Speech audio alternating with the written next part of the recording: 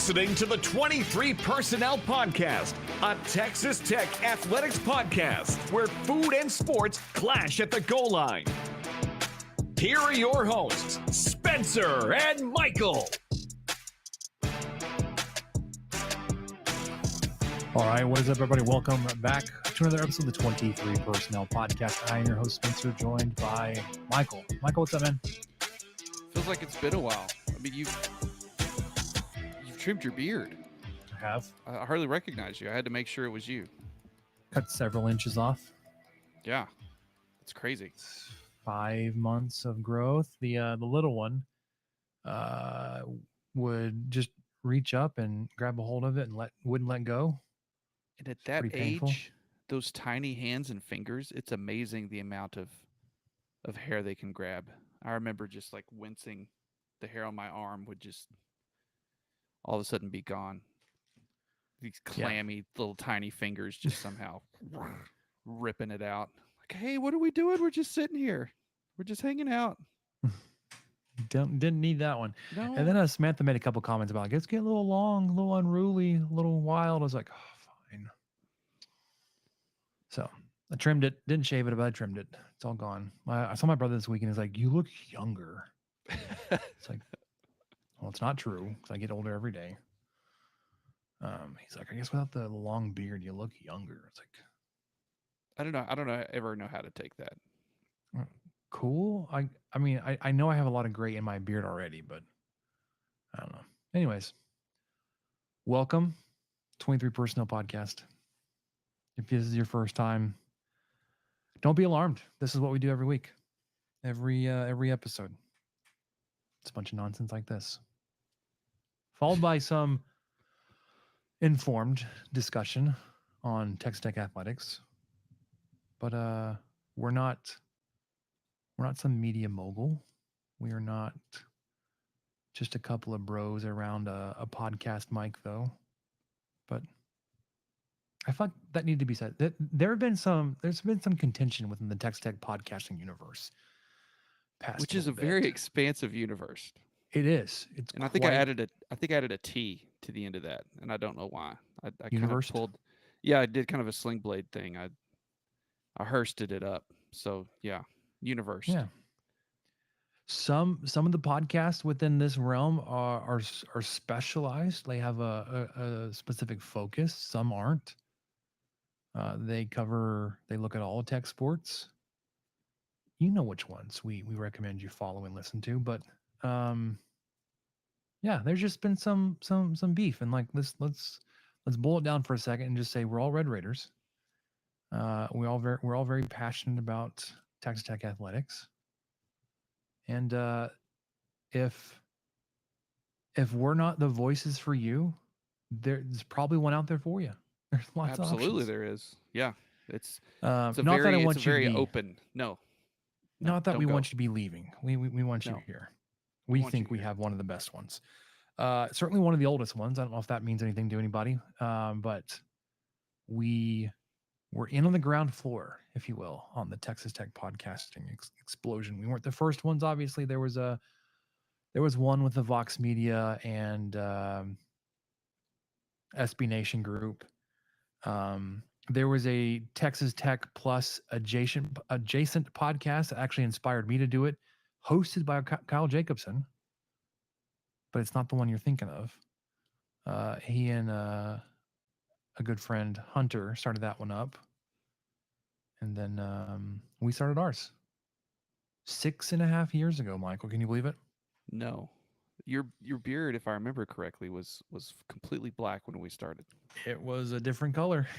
Yes. It was certainly the hair on my head was all one color. I'm starting to get these spots on my temple that are all white. I'm getting some streaks in the hair. The side of my neck hair, that's all white now. I was still in my 30s. It's a happening. I was in my time. 20s. Oh my gosh. I had one kid when we started. Oh man. I don't know if you had your little one yet. Oh, then it would have been like really young. She would have been pretty young. Yeah, she was a little over a year, I think. Okay. Well, now she's like going off to high school. Basically. School starts in 2 weeks, man. Like, what happened to the summer? Today's August 1st. It's gross. It's so hot. I mean, It's so no, hot here too. It's hot in the Metroplex too. I really feel for you guys down there this week. we were in Dallas this past weekend. It was like Oh. 107, and we were there for like 36 hours. We got there Friday night. We left Sunday morning. We dropped off the two boys, stay with their grandmother and their great aunt. They're doing swimming lessons and going swimming every day and just having the best life. Saturday though, we went to the zoo Saturday morning, and even at like 85 degrees, it was like, this is pretty unbearable. And like we were out of there before noon. We had thought like we'll Saturday's really busy for us. We'll go on Friday on our own. Didn't realize that, and I thought we didn't try this, but had we had tried it, it would have been really disappointing. They had adjusted the hours because of the heat, so the zoo is usually open 9 to 5. Yeah. So it would have been even cutting it close for us to show up, leaving Lubbock with enough time to do anything. But they shifted it up for these extreme weather days where they open at 8 and they close at 3. So like we wouldn't have even made it in there, and they stop admitting new patrons at 1 p.m. when they do that because it was so dang hot. Anyways, we had a good time at the zoo. We saw lots of family. Wait a minute. At the zoo? We saw some family at the zoo. Yes, like Are you saying some of your family belongs in a zoo? Is that what you're saying? Yep, sure. Okay, that's what I picked up, man. But yeah, that's what I'm putting down. Talking about beef, you're just over there starting stuff. No, it's not. Then so the Dallas Zoo has this like dinosaur exhibit, and Hayden is 110% all about dinosaurs. Of course. Like he can name off like a dozen dinosaurs, and like he's got the little plastic figures of them. He's like Parasaurolophus, T-Rex, Velociraptor, Ankylosaurus. He can tell you the difference. He can identify the difference between a Brachiosaurus and a Brontosaurus, Stegosaurus, Spinosaurus. He's like, dude, like I know these dinosaurs because Hayden knows them now, not because I knew them beforehand. Anyways, we went really just for that, and it was like everywhere we turned, hey, look at this, hey, look at this, and he was just running around like a chicken with his head cut off, and he was losing his mind. He was so excited. That was really cool to see. But like I said, we really went to drop them off with my mom, so we can work on the boys' rooms, and then moving Finley out of our room. Eventually, Samantha's been softer on that stance past couple days, but we just needed some time with the boys, like out of the house, where they wouldn't undo everything we just did. So yeah, I can imagine. Plus, they're getting swim lessons with my aunt, who's a swim instructor, which is always good because Hayden is a fish that can't swim, man, and it scares the life out of us anytime we get around a pool or whatever. So we're like, please watch him very carefully. He's very, very, very sneaky, and he doesn't know how to swim, but it's been good. But yeah, summer's almost over. Again, not that it really matters much because I don't get a summer break. Grayson will go back to school, but we'll still have 2 kids in the house. But summer's almost over. But you know what that does mean, Michael? Football is almost here. Thank you. Let's circle this back around into Tex Tech Sports because we've been talking about zoos and dinosaurs, party animals. Sorry, I had to cough. Had to mute. We're good. No, you're good. We'll have a quick update in this episode about baseball recruiting, portal window, what the MLB draft did to your signing class. And then we'll look into basketball. There were 2 more hires made to the basketball staff. Now officially it should be done. Yeah, I thought we were done before. I don't know. I figured in July, if a hire in July means you're done. Anyway. Yeah, you hired an assistant coach and now a GM, which is kind of cool. We'll talk about the basketball tournament and how the Air Raiders did. We'll look at the schedule.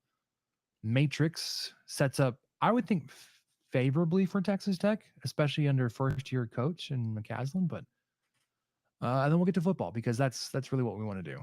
We'll talk about realignment and expansion. We'll look at fall camp starts this week. Media days is this week. Go over a projected depth chart. Let you all know, remind y'all that we are voting in a podcast host poll. So our preseason podcast poll, top 25, should be coming out soon. Maybe we should source this out. Just kidding. It wouldn't be a pod poll. It would be a listener poll. We'll let you know how we vote, but that'll be coming out soon. I don't know if we talked about it yet, and it was kind of unofficial, but I saw we haven't. This is new to the headline me. hit.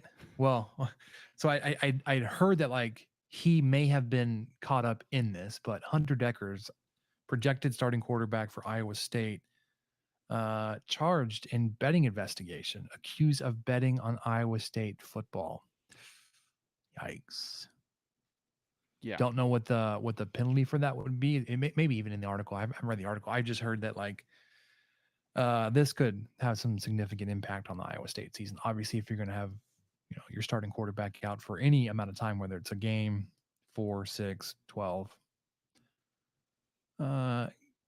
get to what do we learn, and then set you up for our off season episode that'll hit next week. Let you know what we'll be talking about. A lot more about our new conference mate rejoining Colorado, and then look who may be next. Because at this point, we don't know, but there's a lot of smoke to who may be next, and we'll talk about that next week. But let's do baseball and basketball really quickly, Michael, and then we'll dive into football. I'm not even gonna do the music just because it's yeah. We'll spend more time listening to highlights, which are great. Then we'll actually just talk about baseball this time. I can't remember if we discussed it, but Dylan Carter is transferring to Georgia. I don't know if that was. I think that hit after we recorded last. Okay. So. And then Mason Molina hasn't announced yet, correct? Yes. No, he is. He's going to Arkansas. Sorry, that was. Yeah, he did announce, but that was also after we recorded. So okay. It's been a minute. I think it was almost immediately, like maybe the day after. The 19th. Well, good luck to Arkansas taking Molina. It just seems weird, doesn't it? It seems tampery. Tampy? Tamp? No, not Tampa. Tamper Bay? Tamper Pig? Yeah. I don't know. Woo Pig. Woo Pig Tamper? Woo Pig. Anyways. Texty out of hoursy? We did. Well, so I think that was more caught up with Hudson White because like it was like portal window opens, he announces that he's in the portal and then announces he's going to Arkansas. Like, really? You got all that set up in a matter of minutes, huh? Cool. Yeah. I think we talked about it, but Austin Green will be coming back next season. So your infield will be that much more stable with Green and Tracer Lopez. Travis Sanders hopefully will be returning from injury. Why am I blanking on Will Burns? Will Burns will be there.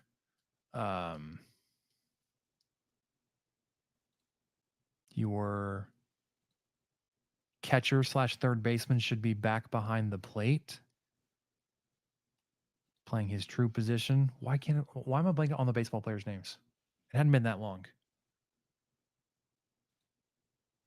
It's been longer than you think. I guess it's been about 2 months. It wasn't Hudson White, was it? No. No. It's the guy that played third base all season. Transferred from Dallas Baptist. could probably say like his parents' name. I can see it. We could I say can his see right him. now. I can see his face. The hell is this guy's name?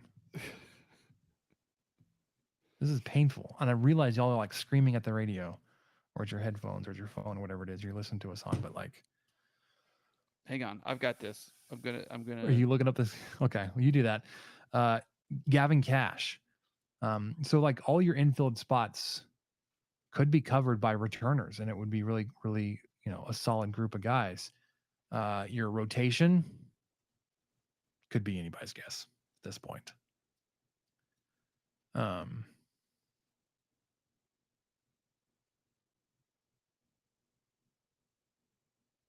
got it, Michael? No. Do I need to look at it real quick? This is.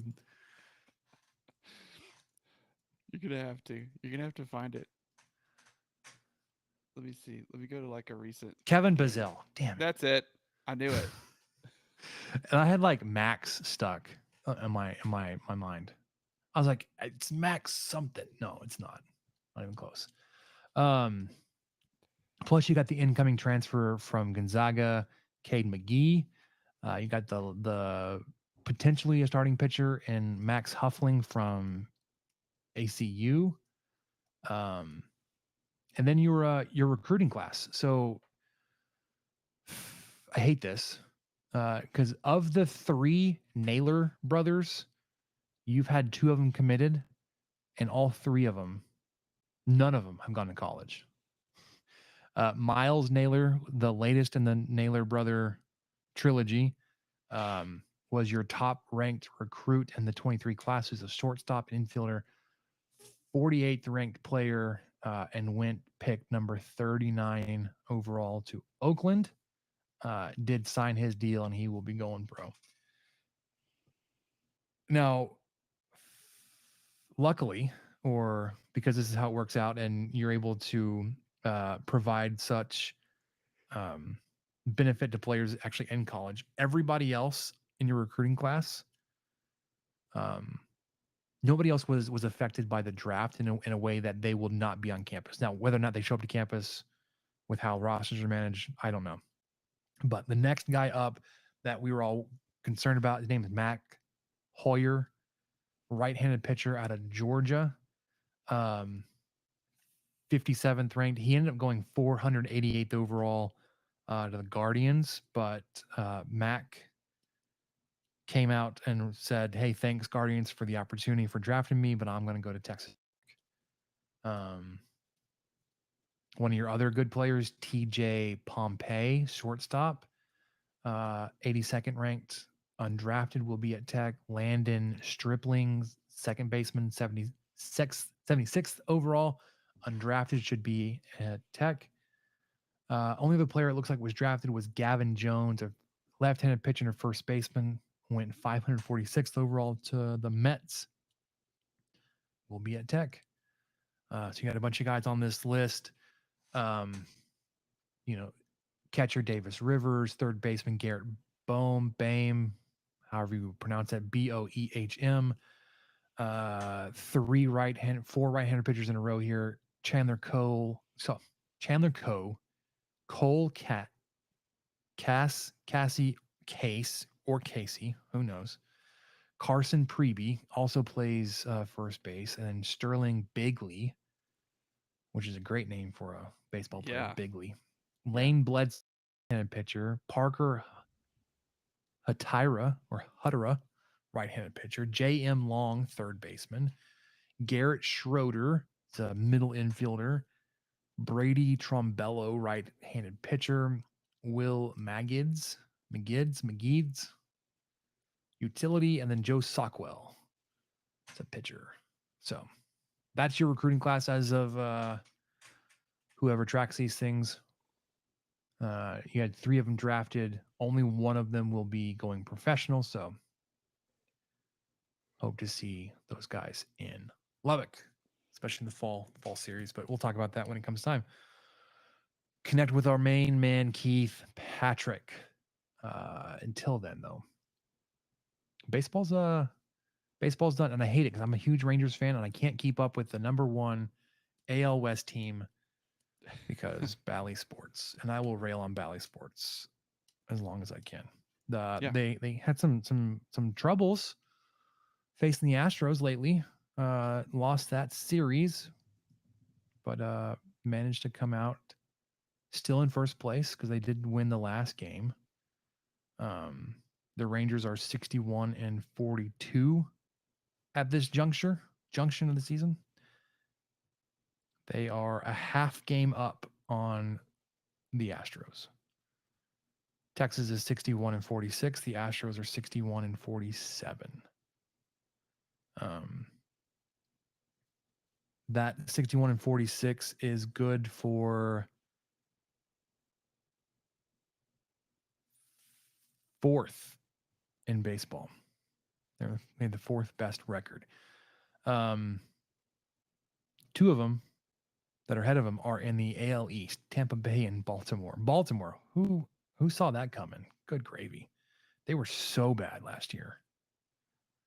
But they are number one in the AL East. Game and a half lead on Tampa Bay. Everybody in the East is above 500. The Yankees are in fifth place at 55-52. 11 games back, still above 500.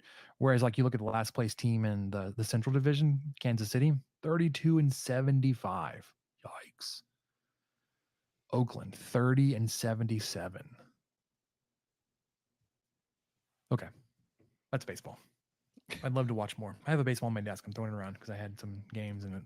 You're wearing a Ranger shirt too. I'm wearing a Ranger shirt. I just can't watch them. Just can't watch them. I can watch them if they ever play on Sunday nights and Yeah. ESPN picks them up. Or if you choose to subscribe to yet another streaming service for $20-something a month. 20-something, like the most expensive streaming service. I know. For one thing that you can get, and it's Bally freaking Sports. Or if they play in Atlanta, can pick them up on TBS then. There you go. Anyways, all right, basketball. We'll just hit the notes here and we'll save the highlights for football. Okay, so we mentioned it in the open. McCaslin hired two more individuals for the staff. One is an assistant coach. Dave Smart was the assistant, then the head coach, and then the director of operations at Carleton, which is a university in Canada. Interesting enough, he stepped down from the head coach, not because he was fired or not performing well. I think he just wanted to step back from coaching because this man, Michael, had won 13 national titles with Carleton. Oh my gosh. He won 5 in a row from 2003 to 2007, then won 2009, then won 5 more in a row, 2011 through 2015, then 2017 and 2019. So he won in 2019 and was like, okay, guys, I can't. I'm done. This is, I wonder, this is going to sound like an awful comparison, but I wonder if it was almost an Urban Meyer thing where you're just, okay, guys, I've done all I can do. I can't sign up for another year. Then, yeah, maybe he had some health scares or just like, yeah, there's nothing else like I can do. And like he had been passed over for assistant positions elsewhere, or it was a head coach opening that in the States that he was in the running for and didn't get. And maybe like he missed his window or whatever. Sure. Didn't strike while the iron was hot enough or whatever. I mean, he won 13 national titles in 16 years. That's ridiculous. Yeah, but he didn't win in 08. Those last 3 weren't in a row, Spencer, so that's a problem. He's falling off, man. Talk about being spoiled with success there. Like, bro, you won 2019, but that was his last year as a coach. Yeah, like, I don't know. He went on top. That's what it was. Yeah, he walked off into the sunset. Was also coach of the year 13 times. Not every year he won the title was he coach of the year, which I thought was interesting. But he was coach of the year 13 times and national champion 13 times. Anyways, he'll be an assistant coach. Here's a topical reference. It's a lot like when Steve Martin stepped down from stand-up comedy. Are you familiar? I'm sorry. No. Okay. Well, he was one of the biggest stars on the planet at the time, and then he just quit doing it. But then he transitioned into acting and writing and music. So it's the exact same thing. He's still coaching, he's still performing. Steve Martin's still performing. It's just a different aspect. So Dave Smart's still coaching. It's just a different version of it, different area. Yeah, I mean, he was still at the same school too. So it wasn't like he got hired away. Or was like, I need to get away from Carleton, or like there's something scandalous. Right. He's like, he's kind of pushed out. No, it's like he stepped down from coach to director of ops. Anyways, he'll be here as an assistant coach. Has the reputation as a defensive-minded coach, which stocking up on DC's on the basketball staff. So we may win a lot of games 60-30. What's a 30-point win? Yeah, that'd be great. I would take 35-30. I looked up if we win. Like one of the title games, national title games, he won by like 50 points. It was like 80-30 something. Yeah, ridiculous. So it wasn't, the offense was obviously really good, but the defense was grossly good. And I'm also remembering now, at least a couple of the years that he didn't win the national title, like he was upset in the title game. Oh, so I think one of them was like a double overtime loss by 1 or 2 points. Like the dude was Canadian collegiate basketball. Like if there was only one Duke or one Kansas, like, and they just won every year, that was Dave Smart. And now he's in Lubbock, Texas. It's in Lubbock, Texas. McCaslin also hired Kellen Buffington, huge scout and event organizer in amateur basketball from the Metroplex. Very highly regarded. He will be on staff as a GM. So I don't know exactly what that role what that entails. I don't know if it's like if he like a director of recruiting type stuff, or we like the Brian Nance of the basketball team, or if he's going to be doing more scouting or whatever. Anyways, this article came out when he was talking about when he was hired. Buffington is one of the most connected scouts and event organizers in the country. His amateur basketball events consistently attract the nation's top talent and teams. He has all those connections with all those top teams and organizations. His company, the TB5 Reports, was an early identifier of elite players, like Cade Cunningham, Anthony Black, Keontae George, and Cason Wallace. Buffington's deep ties to the grassroots scene gives Texas Tech a distinct edge over other schools in the state. I like it. So yes, it sounds like exactly like a Brian Nance. Like he's going to be the guy that's going to turn on, like, this is the next guy we need to be focusing our attention on. This is who we need to go after. Not only because he's a good evaluator of talent, but he's just so well connected and plugged in. The basketball tournament, Michael. I watched game one, and it was interesting. I don't know what I was expecting. But Texas Tech, the Air Raiders got up to a big lead. There was a little bit of some fight and a run from the Purple Hearts, but the big lead was too much to overcome, which I think was storyline of game number 2 as well. A lot of picadors were in attendance. Apparently, Michael, you were there. Yes. Yeah, I ran into a lot of guys, and a lot of these guys I hadn't even met before, but I'm going to name them off in case they're listening, because some of them do. And so shout out to Mr. Stevens. It's good to finally meet you. Mr. Stevens has listened to our podcast for several years now, and he's chimed in and interacted, and we've talked a lot on Discord and everything, but this first time I got to meet him, so that was really great. Mr. Root, saw him again at the game. Saw Maddie, Big Hen, saw Slimson, saw Rob, saw Carson, and I didn't know this until later, but I was sitting behind Crispy TTU, who single-handedly started a Raider Power chant before tip-off. Very nice. I witnessed it. I saw this. It was right before tip-off. Everybody was getting pretty amped because Austin had just lost. It was 8 o'clock. Stadium was rolling. You know, people could get there for the first game, so probably had a few beers in the first game. Stadium was I mean, it was ready. The arena was going. And so he took the opportunity to start a Raider Power chant by himself, and the entire arena joined in before tip off. So I was a witness.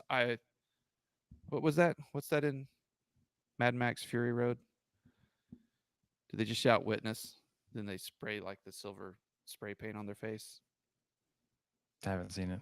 Well, that's kind of, I don't know if that's relevant anymore. Maybe it's not. Anyway, Crispy, I see you, buddy.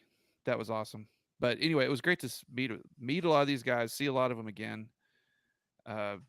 Always fun to hang out with the picadors who are part of the Gauchos network. If you guys want to be a picador, you can go to Gambling Gauchos Twitter handle. You can sign up for their Patreon, and they'll let you in the Discord.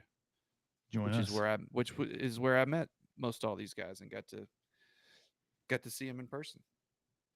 They actually admitted they knew who I was. It was good. But You'll game also find a lot of 23 personnel fans in the Discord. Just so yeah, you know.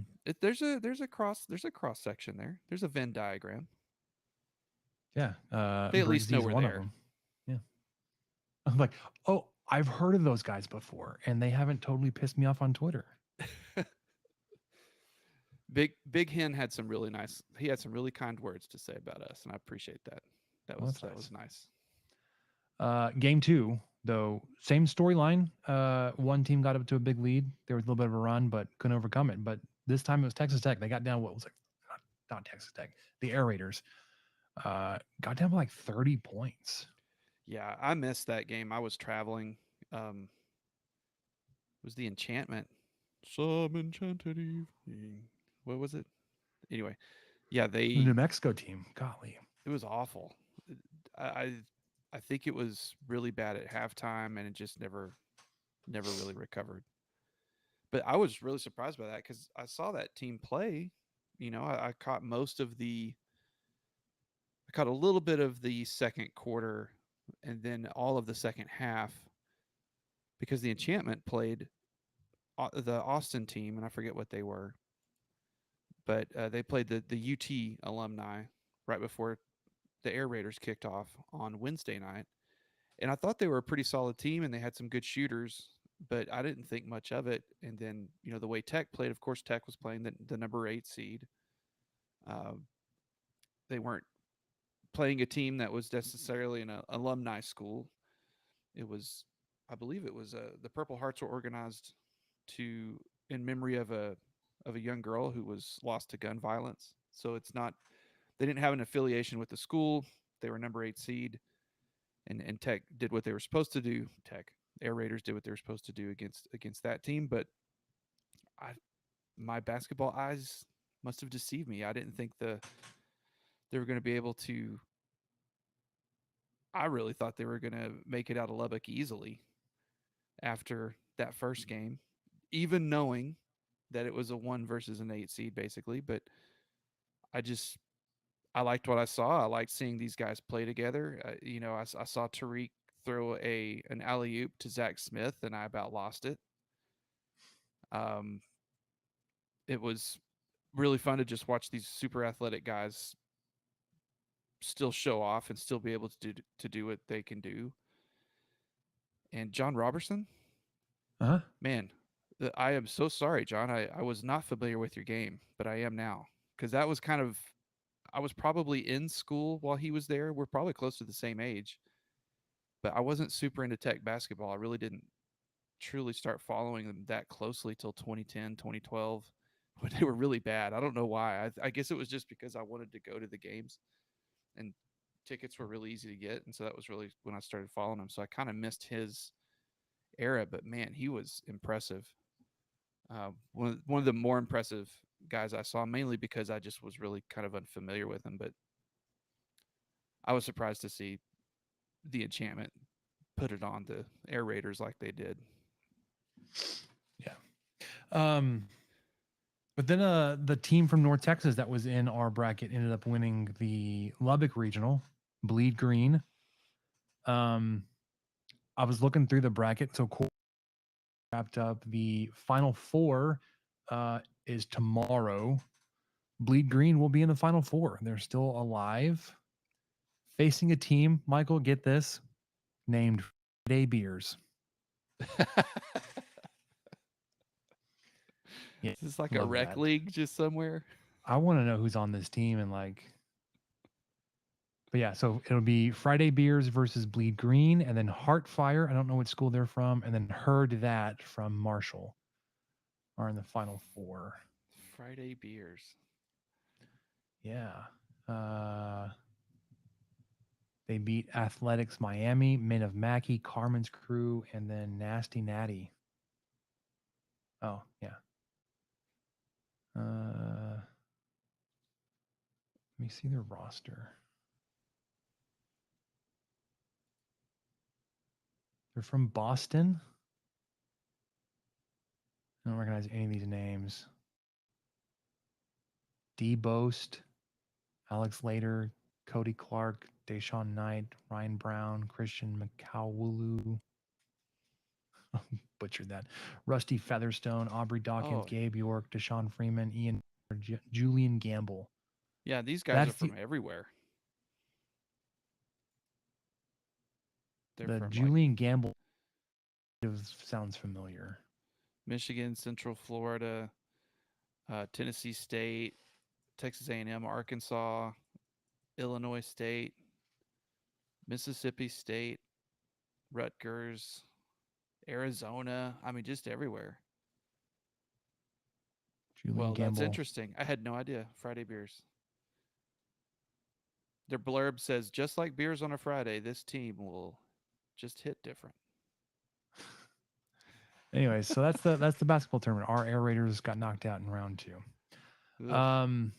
But our Red Raiders, Michael. Yeah. We have a schedule update.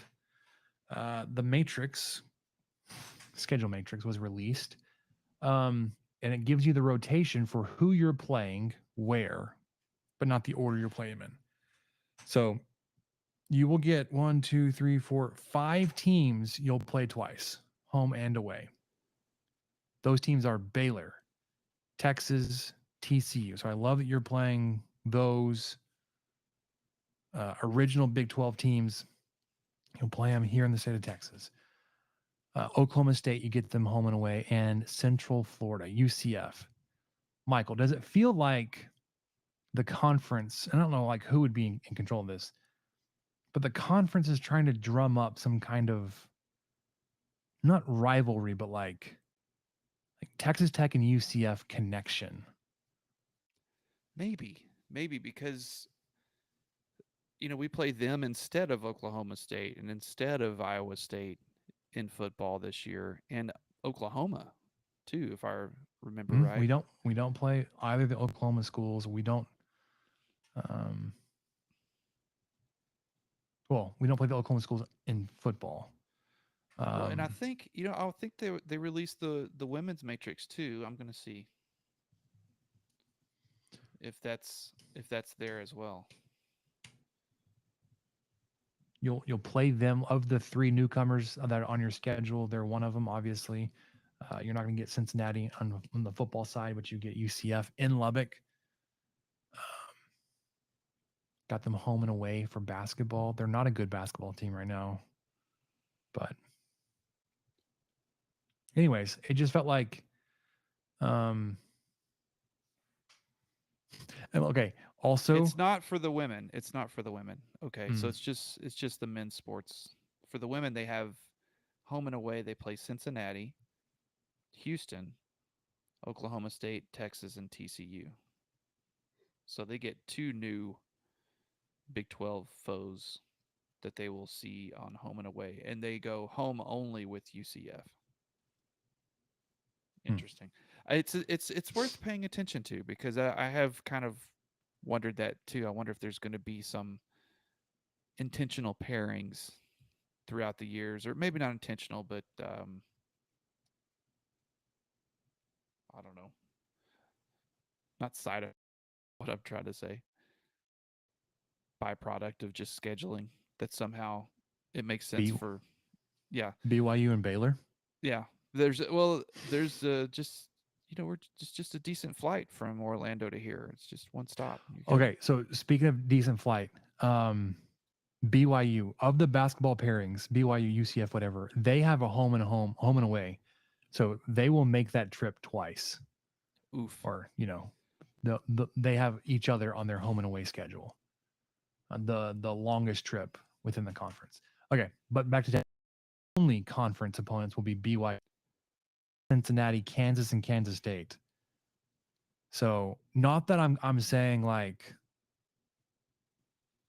we needed a break, but catching Kansas and Kansas State in Lubbock only and not having to go to Bramlage or go to Fog Allen, sign me up, man. Yeah, I really enjoy that. I don't have. I know that Houston. Okay, I'm skipping ahead a little bit. So the away only is Iowa State, which is a tough place to play. Oklahoma and West Virginia. West Virginia is not. Who knows? That does not scare me right now. In August 1st, 2023, to West Virginia does not scare me right now. Like it, I wouldn't say it normally scares me, but it definitely. It's a tough place to play. I'm not sure if that's going to translate so much this year. But Houston's the one that I don't know. I know they're a really good team. Well, they were a really good team. Right. They've got a fiery group of guys, but I'm not sure what the atmosphere is like. So I would assume that because of their success at the very least, and Houston fans may all chime in and be like, oh, these guys don't know what they're talking about. Well, I don't. But what fans? I don't know if they have a ton of attendance or if it's like a really crazy arena with I don't know that. Do you know? Is that a place that we should be kind of concerned with as far as atmosphere? I don't know. Maybe not concerned, but just focusing on. It's exciting. So yeah, you're away. You mentioned it: Iowa State, Houston, Oklahoma, West Virginia. Overall, fairly good draw for Texas Tech and for McCasland's first season. Yeah. That he doesn't have to go to Kansas. He does have to go to the Hilton and to Morgantown, but and Houston, I guess. But anyways, that's basketball. We got to move on to football, Michael. We're out of time. Let's do it. All right, let's talk some football.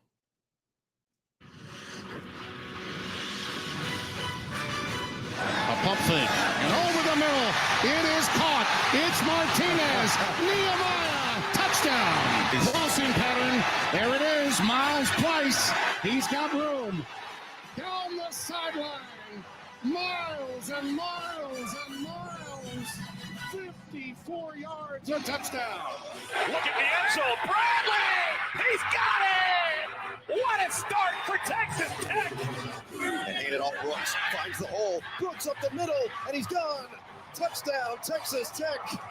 Daniels will go to throw, looking towards the end zone. It is Smith, and it's intercepted. Adrian Taylor Demerson. Morton runs it over the middle, and it's caught. Bradley breaks a tackle, sprints in the end zone, and touchdown, Texas Tech. Shuck winds up the deep ball, sideline, caught, touchdown, Raiders. What a throw. And now the senior scores. Hutchings with the senior moments. Gabriel. And is it picked off? It is. Adrian Taylor Demerson somehow rips away an interception. Design quarterback run. Yes. Touchdown. Texas Tech. Look at the punch. A man's open. Touchdown. Jared Bradley. Hand off Thompson. Again, the dead leg. Thompson. Touchdown. Texas Tech. That's right. Play action for Dart. Pass drops and it's intercepted. Waters has it, Money Waters. Another big play for the Red Raiders. Shuck's going to keep it again. Shuck dives in the end zone. and he's got the touchdown for the win. Did he? He did! Texas Tech, a winner! That's right, Michael. We're winners. It said so. It said so in the thing. Yeah, the big voice guy said it. So, He did. let's do Texas Tech football. Then we'll get to Big 12. We will talk about Colorado. I promise you. Fall camp starts on Friday, Michael. Media day is this week. I don't know if we'll get a fall A depth pass? chart. I'm just kidding. I know we talked about the depth chart after the spring. Not really anything that I would expect to change or to be updated, but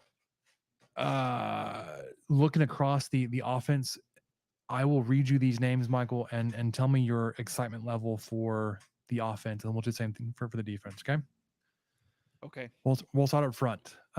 Monroe Mills at left tackle, Cole Spencer at left guard, Rusty Stotts at center, Dennis Wilburn right guard, Caleb Rogers right tackle. Experience. Bring it on. Ready to have them back. Yeah. Some of them are back, but some of them have been hurt. Monroe Mills is the youngest as a junior. Yes. You've got 4 seniors across that line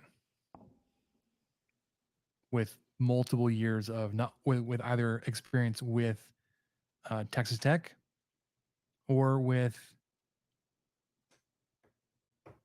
Kitley or both. Sorry, I couldn't get his name out. Receivers. Duran Bradley on the outside. Opposite him, I would say probably like JJ Sparkman. Yeah. Your 2 outside guys. Inside, if you go with 2 inside receivers, like I would look at Miles Price and Dre McCray. But then options, I mean, I guess McCray could be outside as well, but he's doesn't have the body for an outside receiver, but I guess he could be. Other outside options, Loic Fungi, Brady Boyd, Coy Eakin. Inside, Miles Price, Xavier White, Nehemiah Martinez, Drew Hokut. But it was just starter. I would assume is Miles Price. If McCray's going to be on the outside. I don't know where he's going to slot, where he's going to end up going. And then tight end, Baylor Cupp or Mason Tharp. So receiving options, your thoughts there, Michael? I'm really excited about seeing Bradley again, seeing Sparkman. It feels like Tech went. We took the wide receiver position for granted for so long, and then haven't had as dynamic of a wide receiver core as we'd grown accustomed to over the last few years. Obviously, there were some guys that flashed, but not quite the same level as what we'd seen years before. But I think with Sparkman and Bradley, we're heading that direction again. For sure. And then you could get some spark on the inside too, with McCray and Price. Oh yeah, Price is excellent. I don't want to sell him short, no pun intended, but it's just he's proved himself to me. I mean, and so have what we got to see of Sparkman and Bradley. Those are some really talented guys, but I've just been more concerned about wide receivers in the last few years. Mm-hmm. It's just been more inconsistent. Quarterback obviously would be Tyler Shuck. Baron Morton would be his backup. No surprise there for me, at least. No, I mean, he was named as a starter, but yeah, I love that he was named. I like that we're not going into camp having this conversation / debate. It's just over. McGuire named him 6 weeks ago by now. Something like that, yeah. I was like, yeah, good. Thank you so much. And then running backs, Taj Brooks, Cameron Valdez, Bryson Donnell.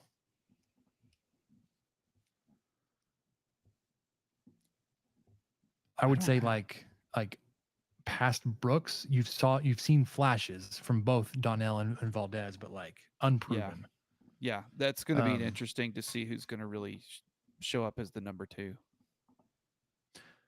So from the guys that we listed off as starters, Michael, the youngest, Jerren Bradley, as a sophomore, as a redshirt sophomore. Everybody else is a senior outside of Monroe Mills, who's a junior. So you get one sophomore, but this will be his third year. Monroe Mills, he's a junior. Everybody else is going to be seniors. It's going to be old offense. Let's do it. Yes, let's have some And experience. But even like if you look in the depth chart, like, okay, so if it's not Bradley, McRae, he's a senior. Loic Fungi's a senior. Sparkman's a redshirt junior. Miles Price is a senior. Xavier White's a senior. Nehemiah Martinez will be a junior. Baylor Cupp is a senior. Mason Tharp, junior. Henry Teeter is a senior. Brooks is a senior at running back. Cameron Valdez is a sophomore. Donnell is a freshman, but he's a redshirt freshman. I mean, it's old, man. Defense. I still love defensive line, or just the front 7, however you want to look at it, man. I think the front of this defense could be, well, I think the defensive line, the outside linebackers, and then the defensive backs could be safe, could be salty. Feel a lot better once I see how the middle linebacker is going to do. But up front, obviously, would start with the defensive lineman, Jalen Hutchings, Tony Bradford. I mean, those dudes. Yeah. And then your How old are defensive they? end, seniors. Oh, man. Okay. And then your big defensive end. So, think about the position that, why am I blanking? I can't remember names tonight, Michael. This is fantastic. Was just drafted. Tyree Wilson. Taking over that position, defensive end Miles Cole. Just as big of as a specimen as Wilson. And then your outside linebacker, the blitzing defensive end, Steve Linton, the transfer from Syracuse. And then I think Isaac Smith would be behind him. I've heard a lot of good things about Linton, and it's not coming from him. So it's not just him talking himself up, but it's like a lot of guys that know, they're looking at him and like think that he could really be a factor and hugely disruptive, really disruptive along the defensive front this year. And I think about not that Steve Linton's small, because he's really not that small, but he's super fast. I think of Eric Stryker. Yeah. That was the blitzing defensive end, outside linebacker for Oklahoma a few years ago. Steve Linton, 6'5", 240. Yeah, and if he's fast, well, and like you said, a senior, someone who's been around the game for a while. Yeah, there's going to be a lot of height up there. Yeah. Yeah. So your middle linebackers, this has Josiah Pierre and Jake starters. I would think Bryce Ramirez would be here in the rotation as a backup. I've seen him kind of listed as a outside linebacker on the behind Linton. I don't think that's his position. I think he's more of a middle linebacker. I kind of thought so too, but yeah, he's listed as outside right now. But yeah, Josiah Pierre, Jacob Rodriguez, they're old. This is a new position for Pierre. I know he was playing. He was playing the outside linebacker position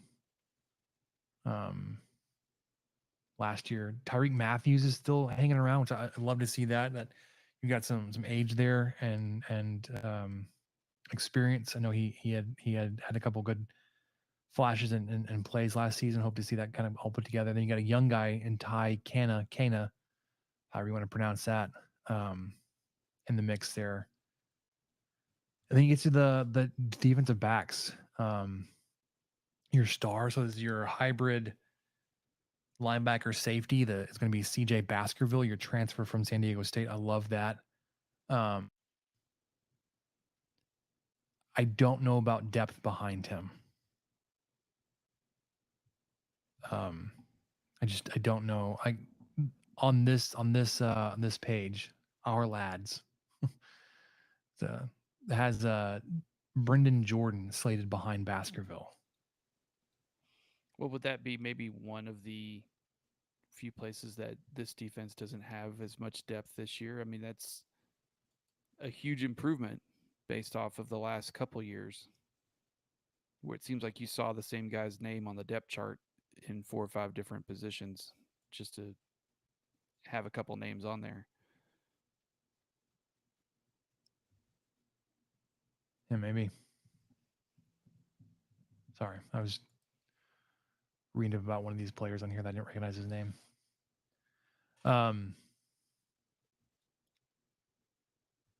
Yeah, Brendan Jordan,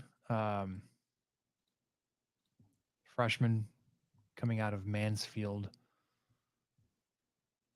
in that first class of blanking today. Let's do corners next. Rayshad Williams and Malik Dunlap. I think it's fantastic you got them both back. Yes. They were huge parts of your defense last year. Obviously, they were starters for you there. And them coming back, like I said, is just really big. Behind them, Cameron Watts, Jordan Sanford, and then Marion Horn. Cameron Watts is a senior, but the other guys are freshmen. So there's not a lot of experienced depth behind your starters. Even with saying Watts is a senior, I don't even know how much he's played. So that's something to look out for.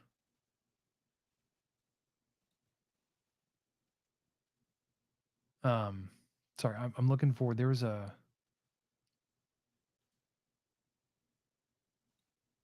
player that transferred in. I'm trying to find out. I'm trying to remember who he was. That is in the mix.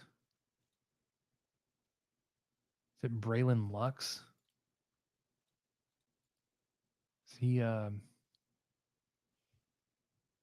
Sorry, this is fantastic. The page isn't loading. Of course not. He's a senior. San Jose, California.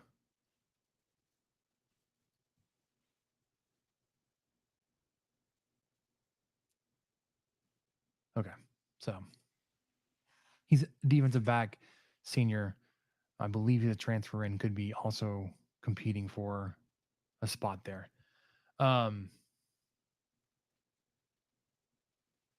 Okay. You're gonna do some bowl projections? We didn't do the safeties yet, which we'll do real quickly. Okay. Tyler Owens and Rabbit would be your starting safeties, which both of them have been here long enough. Love that. Owens, obviously the transfer from Texas. One of the other transfers we need to talk about as a defensive back is AJ Adonis McCarty coming in from Baylor. He could be competing or providing at least some depth there as a corner. So, all right. Love it. We'll get a lot more information as fall camp goes along and how the team is shaken out. But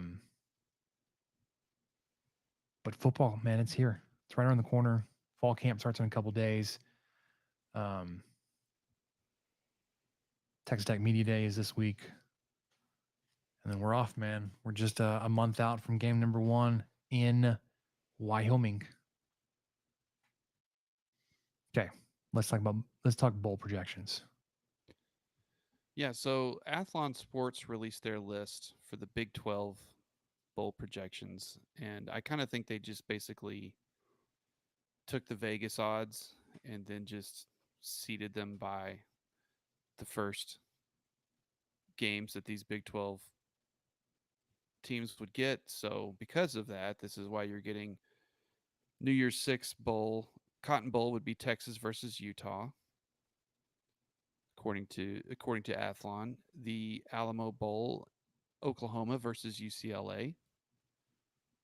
The Pop-Tarts Bowl. Is that replacing Cheez-Its? I think so, because they're all under the same brand. Okay. I think it's Kellogg's. I think they're all part of a Kellogg. I looked into this because, of course, I did. But yeah, it's the same parent company. So for those of you who were like, "Oh, good, we boycotted Cheez-Its and got them out of there," not so fast, my friend. Not so fast. Mr. Kellogg is still involved. So Pop-Tarts Bowl, Clemson versus Kansas State. The Texas Bowl, TCU versus Texas A&M. Liberty Bowl, Oklahoma State versus Missouri. Guaranteed Rate Bowl. Hey, this is us. Texas Tech versus Maryland.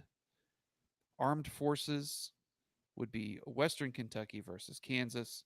First Responder would be Baylor versus North Texas. Independence, UCF versus Southern Miss. Frisco, which was, they just announced what it was going to be. It's like Scooter's Coffee Frisco Bowl or something. And that's BYU versus Air Force. So missing from this list, noticeably, is Cincinnati, but West not Virginia? Kansas. Yeah, West Virginia is missing. Who else is missing? Iowa State. Iowa State. Is that everybody? Mm-hmm. Let me see. How many they list? 1, 2, 3, 4, 5, 6, 7, 8. Oh, Houston. 9, 10. Oh, Houston. Yeah. They're not going to Yeah, make a bowl. Houston. So those are the 4 that were left off this list. Kind of puts Tech taking Really a step low. back from last year. Yeah. Forgive me for not buying into Alan Bowman being able to lead Oklahoma State. I don't see it. Well, they don't have to come to Lubbock, so maybe anything's possible. Yeah, there's an extra win on their schedule. I don't see TCU really being 2 spots ahead of Texas Tech this year either. I also don't. I have a lot I'm not sure about, and yes, Texas should be good, but everyone says that every year. That is one thing oh man, this is the last year we have to deal with that. Is Texas back? It's going to be, yeah, Next year, not couldn't even care that. less. It's just going to be, I wish we could go back and look at every single year of the Big 12, and maybe except for when Nebraska was in it, just see how many years like Texas and OU were 1 and 2 in some order in preseason. It's just Well, and then OU, see, yeah, the OU has proved their case. You know, they last year obviously had a bad year, but they have proved their case. But Texas hasn't. It's just a matter of expectations, and on paper they should anyway. It's just the same crap we've been hearing this whole time. I'm looking forward to a league where it's probably going to be, I don't know, they could be 5 different schools in 5 years preseason number 1. And they may be wrong every year too. It's going to be kind of fun. Yeah. All right. Let's do Colorado first Oh yeah. before we do Iowa State.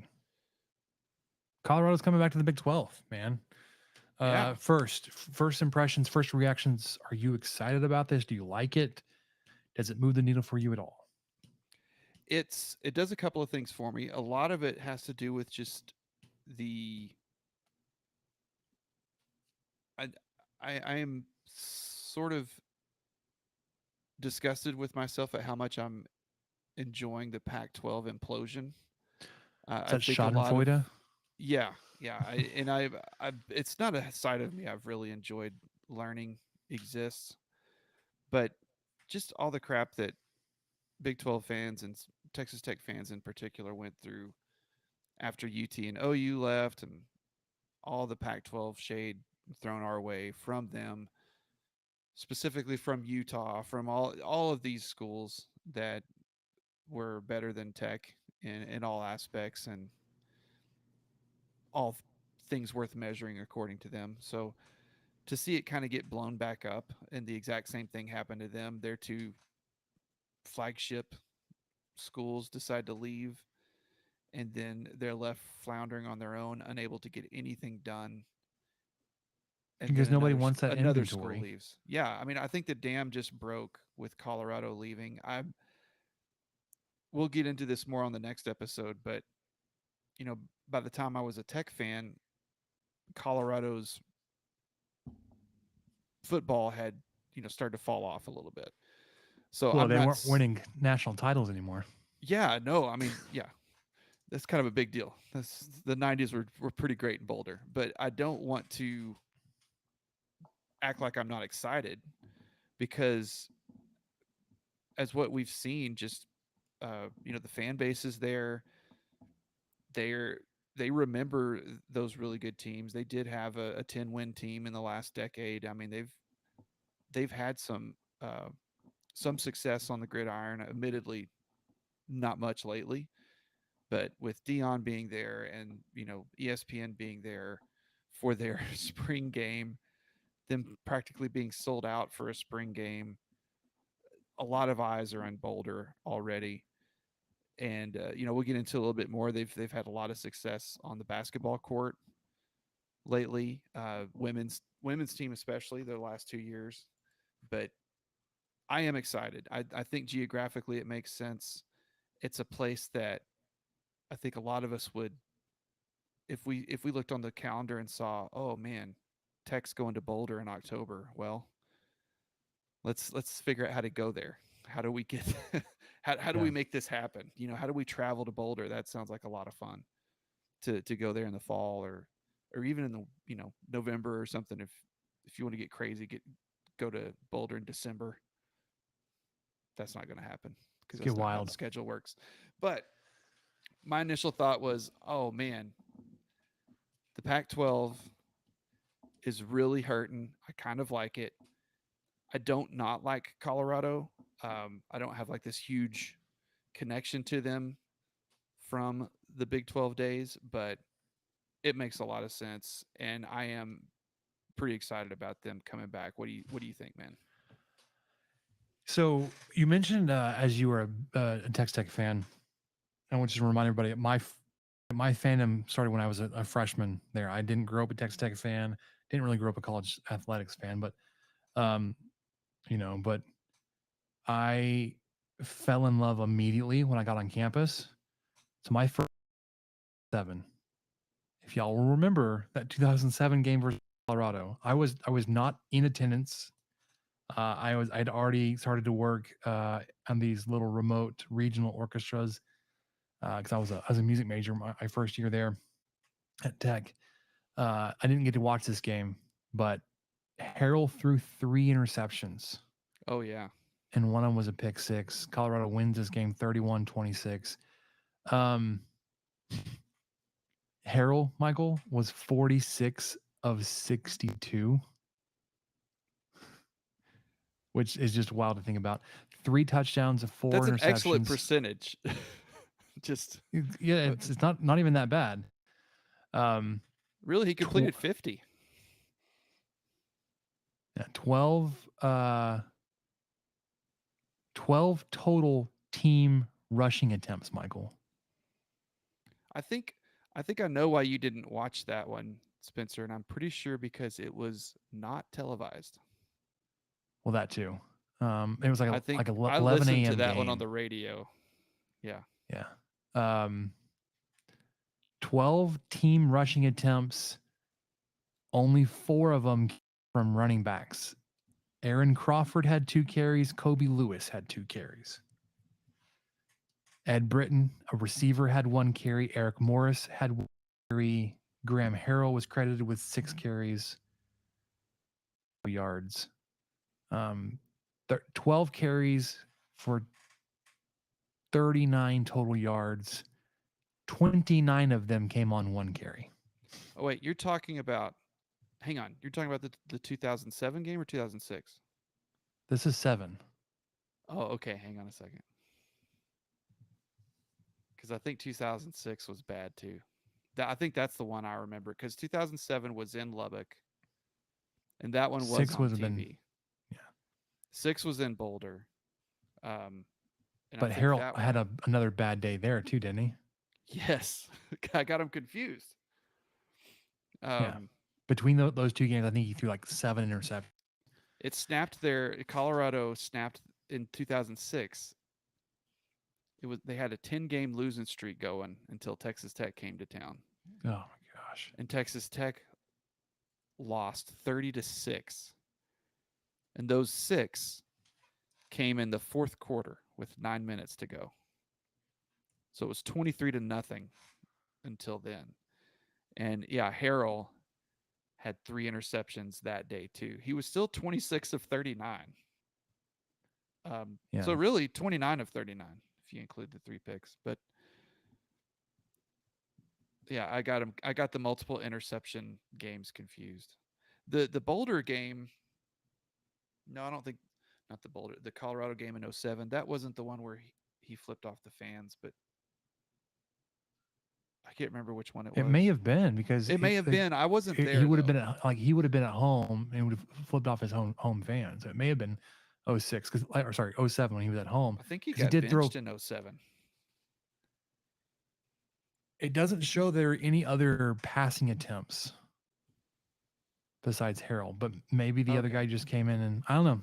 Anyways, the other guy, Taylor Hodges, Potts, I think. not in Was 7. it? Oh no, you're right. You're right. Play by play. Anyways, that was a stinker of a game. All time, Texas Tech is 5-5 with Colorado. The last game of this series was in 2010. You did play that one in Boulder. It was a Tommy Tuberville versus Dan Hawkins matchup. Tuberville won that one 27-24. So got a little 1-game win streak going. So I think, again, my excitement level is more schadenfreude watching the Pac-12 implode. In terms of long-term stability for the Big 12, it certainly helps, because just the foundation is crumbling away. Like you thought, like it was going to be, unfortunately, between you and the Pac-12, like who's going to cannibalize whom. And man, I'm so glad we're on the offensive side here with Brett Yormark and not waiting around, or just not be in a position where you can't sell your media rights, and just the rats are jumping off the ship. Yeah, and I just want to welcome the Colorado Buffalo fans who love sports. I mean, it just seems like the Pac-12 is just littered with so many fan bases, quote unquote fan bases, but really just schools and communities and alumni that just sports is just an afterthought. But just because there's just so much other things to do in these other towns, it's just so much cooler. I mean, I'm sure you're talking about the West Coast schools, right? Because have you been Utah's not saying to that. Berkeley? Oh my gosh, I'm not going to go to a Bears game. Anyway, it's just Corvallis is not saying that. yeah. I'm just welcome Colorado fans of sports. The Big 12 likes sports. We have a lot of fans who genuinely enjoy the whole thing. They follow recruiting. They follow the team whether they're good or bad. They watch the games. They record them. They go to the games. I mean, they travel for them. Welcome back to relevancy. Yes, it's nice. It's nice to have a bunch of schools that are kind of on the same page there. All right. So Colorado is set to join in 2024. So Texas and Oklahoma are out. Yeah. Colorado steps in like pretty That's quickly. fast, man. Come on in. Love that. That would leave Tech at an odd number of schools. Is it 11 or 13? It would be 13. 2024. So 13 schools, which is now Texas Tech is embroiled in the number of conference members no longer matches the name of the conference. Well, which I guess has been the case for 11 years. For a now, whatever decade. it's been. Yeah. When Colorado and Nebraska and A&M and Missouri took off. A-holes. But any of them back? Colorado. You can screw yourself, Mizzou and A&M. Nebraska, Mizzou I did think screw fits. themselves. I think Nebraska fits better where they're at, although they haven't been relevant or successful at all. But they're getting paid. Colorado, on the other hand, not successful and ended up losing, like over the course of their Pac-12 membership. Had they stayed a Big 12 member, even under the shadow of Texas and Oklahoma, I think they cost themselves like $30 or $40 million, whatever it was. Maybe it wasn't per year, but it was a big number. Anyways, so you're left with an odd number because that's about what we made per year. Yeah.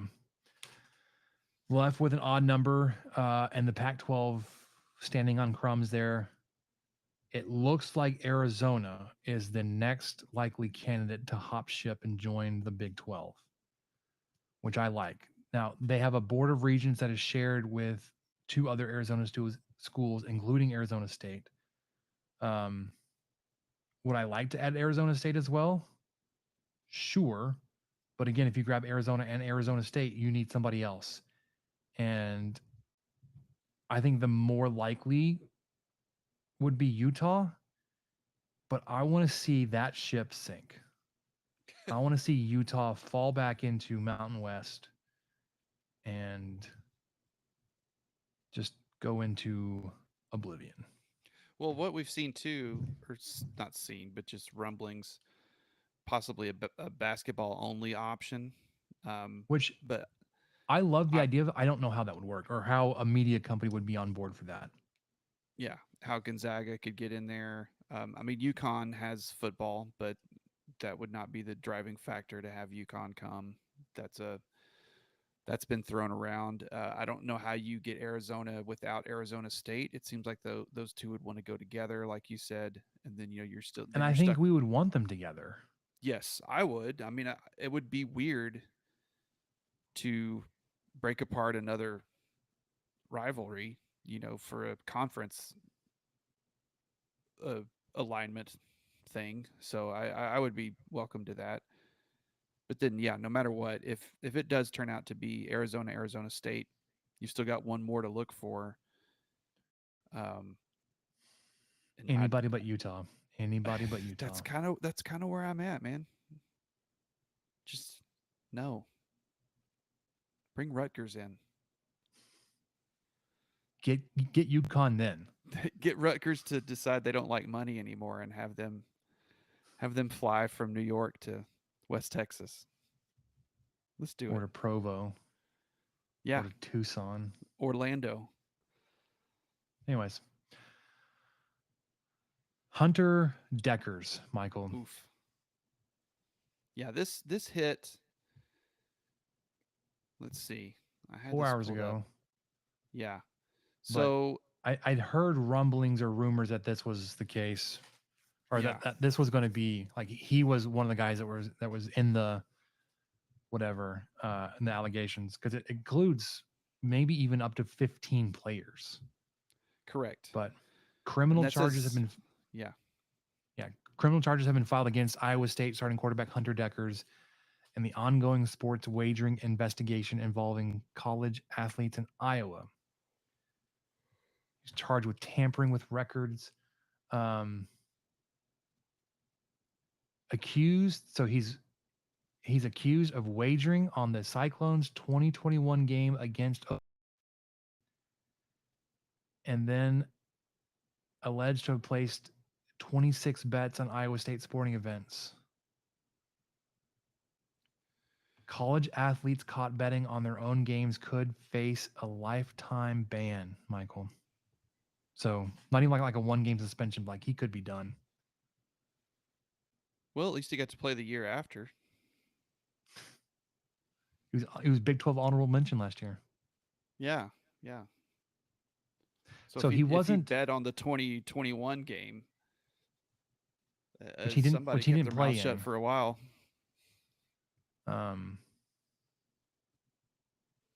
Which is interesting, but like again, players are going to be privileged to inside knowledge that general fans wouldn't. We've seen other athletes, professional even, get wrapped up in this, and like I think about like Pete Rose, man. But Oh man, I went to the Register, the Des Moines Register article. The complaint alleges the DraftKings account controlled by Deckers completed approximately 366 mobile/online sports wagers totaling over $2,799. which So isn't that's not a like crazy amount of money for 366 wagers, like these are but like, it's a lot of yeah. wagers. And I don't know if the Um, number of wagers matters, but like I would assume one Yeah. on like one bet on your own team is a no. Yeah, 26 on Iowa State sporting events, including the 2021. Well, it just says Iowa State sporting events, so who knows? Maybe he was putting money on the basketball team. But like you said, that could still go back to say, well, he knows so and so's not playing tonight Yeah. because But he's the quarterback at Iowa State and he just knows these things. So he's going to put some money on Iowa State to not cover or whatever. I don't know. at the very Just least, a bad idea. he's accused of wagering on the football game against Oklahoma State in 2021. So Correct. if that's the kicker, then that's that'll do it, man. All right, let's wrap this up with what did we learn, Mike? What do you say? Okay. What did we learn, Palmer? I don't know, sir. I don't know either. All right, you've been to the movies lately. I did. You've seen two blockbusters, summer blockbusters, Oppenheimer and seen- Barbie. Yeah, I've seen the big two on the same day. How was it? How were they? They were both really great in completely different ways. Okay, so I was disappointed in the rating of Oppenheimer, and I heard like it came down to nudity, and then eventually it was a sex scene. Like, Michael, how bad is it? Like, is it like completely unnecessary? As some people, I know there's that aspect of his personal life that could have been addressed in other ways in the movie, but it was an extended scene There's a few. and fantastic. And There's a few of them. And it is kind of jarring because I don't remember Nolan having nudity in his movies at all. But he definitely did in this one of all the movies he's made. Maybe he has. Maybe in Memento he did, and I can't remember. But it is... Yeah, I mean, it's not like... There's one scene in particular where it's really seems unnecessary, and I can't even describe it. It's like, okay, fine, quote unquote spoiler alert. So he's at a hearing, and he's describing his relationship with this woman. But he's having to describe it in front of his wife, who's sitting behind him. And so all of a sudden, as he's describing his relationship to this woman, it kind of shifts to his wife's perspective. And he is completely naked, and the other woman is on top of him completely naked. Like, as he's in the chair talking about whatever question they asked him. And so, because she's hearing him say this, and so she's thinking about him and her together. I get it. I get why you would do that, but that just seemed like, oh, come on, Chris. Anyway, that did kind of, I was kind of surprised by that, but I mean, the movie is great. It's like the shortest 3-hour movie you'll ever see because every scene feels like it's 5 minutes or less, and so they're just. I would love to see how many scenes are in this movie. I have no idea how many, because he's moving around. He does have he does jump around in time, but it's not as cute as he gets with some of his other stuff, like Dunkirk and Tenet. It's a little bit more logical why you would kind of do what he's doing, going back and forth. And it's easier to follow because some of it's in black and white. So that's a specific area. Robert Downey Jr. is excellent. This is a role we haven't seen him do. So I really was impressed by the whole thing. I think I need to see it again. Emily Blunt, too. I mean, she was one of the better parts of the movie, even though she's not in it enough, really. She should probably be in it some more. But the way they filmed the test and all that kind of stuff, the way they showed that, it really gave a sense of kind of how terrifying it was for some of these guys, and some of them were just acted nonchalant about it, and I just couldn't imagine being anywhere near that thing when they set it off. No. But yeah, it kind of turns into a legal thriller, really. Like the last act, that's basically what it is. And so I'm not going to get into that too much for those of you who don't know the story, but that was very interesting. I learned a lot in this movie that I had no idea existed. I'm listening to American Prometheus, which is the novel that the movie is set on. So I'm excited to learn more about the whole thing. And me too. And I think you and I are almost on the exact same spot. We're a couple of hours in. We're getting through the educational background and foundation setting for who is Robert Oppenheimer, his family life. Anyways. Oh, and then you went to go see Barbie. I did. Barbie's a blast. It's super silly. My wife and I were laughing a lot. I think it's going to rub people the wrong way, but I don't really get it, because if you're not familiar with Greta Gerwig, then familiarize yourself with her before you go, and then you'll be like, oh, okay, yeah, I get why. There's a lot of messaging in this movie that I may or may not have expected, but if you're familiar with her at all, you would expect it. It wouldn't be that big a deal. But the way they frame it is really funny. Gosling is hilarious. Margot Robbie's great. She does a really good job playing her character is stereotypical Barbie, quote unquote. That's her character. But it's really just cool how they built the world, and I had no idea what I was kind of getting into for all of it, but I enjoyed it. And what was great was just getting to see, I mean, I was in a room with mostly women, I think, and I think it was received very well. So I did hear enjoyed it, that part of it too. As much as Barbie may be a toy, it's not a kid's movie, and it's actually geared more towards the adults that grew up playing with Barbie.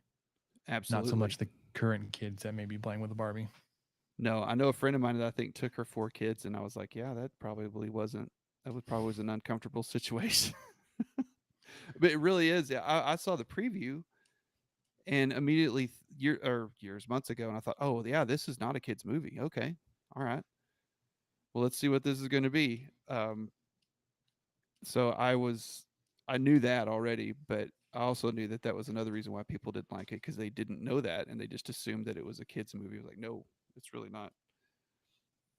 It's PG-13, but even that, I mean, I would think 13, 14 would be about where I don't know. I'll let parents decide whatever they want to decide, but yeah, I wasn't going to take my 6-year-old to it. Sure. All right. What I learned, Michael, this is not it's not earth shattering, and it was more of a reminder. I'm going to food. The flavor combination of cilantro lime is undefeated. Tell me what you had this. What brought this back? We have had a few recipes that called for like an avocado cilantro lime sauce or dressing. That is just hard to top, man. It started off doing that with grilled pork tenderloin. And my goodness, having that as like a meat sauce, it's fantastic. Not that I'm losing my love of A1, even for cuts of meat that don't need it. You have your. Do you have any It's A1 on your 'cause- person right now? No, it stays in the Okay. fridge, man. Okay. But it pairs really well, this sauce, with meat. But like, we've also used some of the leftover meat into like a salad, and then use this as like the dressing of the salad, and it's also worked really well. But anyways, avocado, cilantro, and lime, just a fantastic combination. I had it again tonight. We had some grilled pork chops Oh, nice. that were from United. They were center cut, bone in. Mm. Oh my goodness, they were some of the best pork chops I've ever done. I love a good pork chop. I have one other thing, food related. As I was packing up the leftovers to put in the fridge, I was like gnawing on the bones like a rabid animal. Because I for some reason, like thinking about pulling these out for leftovers to make like lunch or whatever, I didn't want to mess with the bones again. So I just went ahead and cut all the pork chops off the bone. And of course, you're not super accurate cutting meat No. off a bone. So I was like, well, there are like 5 bones here. I was like, Yeah, they were so you got to take good. care of that. It's just, I mean, maybe a bite of meat on each one of those, but they were so good. I used I have- some good stuff. All right, I one have more some beef food with take. Whataburger. Speaking Again. of beef with Whataburger, I've been to Whataburger a few times, have not had beef from them in a while. But your beef is Well, they put an offer in my app on my phone for free medium fries because they miss me so much, because they know they're listening, Michael. that I'm holding out because their reward system is whack. I'm not going to spend $100 to get a Whopper. A Whopper. Oh my God. A Whataburger eventually. So anyway, okay. All right. Free fries. Fine. I'll go back. I'll get a Whataburger Junior because I don't like to eat a ton of stuff at lunch and function at work. So I thought that's fine. I'll get a Whataburger Junior with jalapenos So good. and my free fries, and it'll be like less than $5.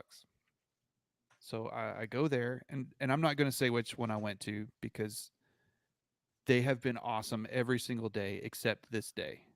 Well, I know geographically where you work, and I know of Yeah.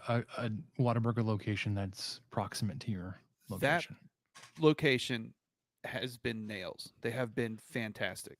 My biggest issue with that location, Michael, I will tell you afterwards. Sorry, I don't want to Okay. interrupt you. But I had one. This one day. All of it went to hell this one day. So I go there, and I pull up in my curbside thing, and I wait for like 10 minutes, which is not normal. That is Mm-mm, not it's normal at not, this place. Not anymore. And so I went out and went inside and showed him my order, and they just said, "Okay, all right, Michael's here. Let's make his order." So they made my order for me. They hand me the bag. I did not check the bag because, like I said, the track record of this place pretty darn near impeccable. And so I just go out to my truck. I drive back to the office. I open the bag. Oh no. No fries. Like the whole reason I went there was to get the free fries. And so I paid for a Whataburger Junior to accompany the free fries. I at least got the burger, but no fries. It feels weird, like to drive back for a free item, but I absolutely did not. I was like, I'm not gonna go back, and because I already had to go in once and deal with that and wait in line, and it's like, man, this. Anyway, was that today? No, it was last Monday or Tuesday, I think. I had a Whataburger issue today. But so the one thing I was going to tell you about that location, their curbside sucks. I've had really good success with it during lunch. It's always been for dinner time that we've ever been over there. We don't ever, like, we're not over there during any part of the day, really. But we've passed by there around dinner time a few times, whether it was going up to the symphony one night. This was way back before the baby was born. I had to go pick up a check at one of the baseball fields in the north part of the town. So anyways, always seems like we'll pull up, we'll check in, and we'll sit there for 15 minutes and be like, and we'll go in like, hey, Spencer, I have an online order. Okay. And then they'll start making. I was like, Yeah, that's and what happened. it's really fast. Like they'll put it together. It was like, guys, it's on me for not coming in sooner, but like I've been here for 15 minutes and it takes you 3 minutes to put this bag together, maybe. And then I think today, there's something with Whataburgers in the evenings, though. I do think they're just kind of like, all right, you'll get it when you get it in the evening. I have learned that. Yeah. It's several of them. You pull into curbside and it's just. I remember someone coming up. They delivered a bag to somebody, and then they asked me who I was. Mm-hmm. And I was like, I've checked in. I'm checked in. Oh, okay, all right. Well, we'll go see how that's going. I'm like, well, what do you mean? I've been here for a little while. Like, do I need to walk in or not? I don't know. There's 7 cars in the drive-through. I'm not going to go do anyway. I do think it's they prioritize lunch, which is probably smart. Well, so I had unexpectedly, I was in the office this morning and it went long enough that I picked up lunch on my way home. And what we've been getting lately from Whataburger have been their supremely overpriced salads, but actually it's been pretty good. They are. Well, I finally had one a while back and I really liked it. So I get the garden salad, and what I've done is I've added a second chicken breast, grilled. And I'm taking some things I've added avocados, and I found that I can add jalapenos on it, and then I get a jalapeno ranch dressing. Oh, nice. And it's like I had it today, and it was freaking fantastic. Anyways, so I get it today. Open the bag because it's almost $3 to add an extra chicken breast to the salad. And there are like a $20 salad. It was like $12 salad, which is ridiculous. Okay. Let me be honest. Anyways, because again, with the reward system, are the most expensive reward point. They have the highest markup item on their menu. Anyways, there are 2 chunks of chicken in there. I was like, those are awfully small to be chicken breasts. But I was like, 2. So I looked at hers. I was like, oh, it's a whole chicken breast. Mine is probably the equivalent of 2 halves. I was like, okay, I have to go in. Like I've spent $3 for this extra chicken breast. I want the calories that come with it. I planned it out. I need the protein, all that kind of stuff. I get the box out of the car. I get the receipt. I'm looking at this out. It's like, they also didn't get my jalapenos. Like, I'm getting this fixed. I storm in there. I was frustrated. And the girl behind the desk was super nice and sweet about it and said, do you want to remake your salad? I was like, no, that's not necessary. I just need you to add stuff like on the side, like a bowl and a box, wrap it up in a bag, in a paper. Yeah. Couldn't care less. I'm just going to dump it on the thing. It's fine. And then the side of grilled jalapenos. The grilled jalapenos came with like their little side, like gravy cups. No problem with that. The chicken was perfect, except they didn't cut it. So I got home, had to slice it. Yeah. But for anybody that's on a little bit of a diet or want something a little bit different, their salads with the grilled chicken, well, with any of their chicken, but if you're trying to be a little bit healthier, the grilled chicken, fantastic.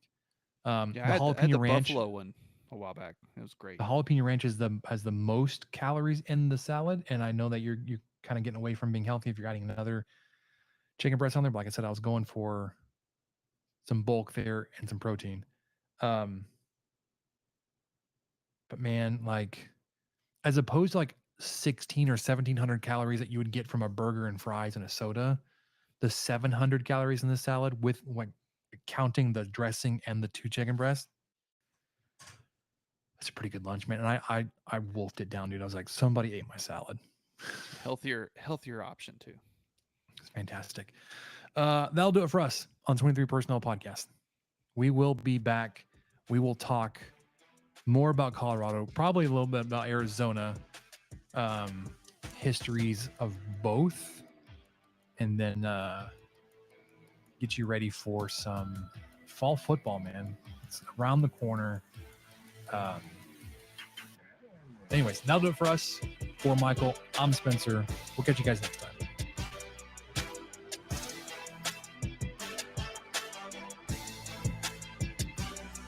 Thank you for listening to the 23 Personnel Podcast. Help us out by subscribing, rating the show, and leaving a review.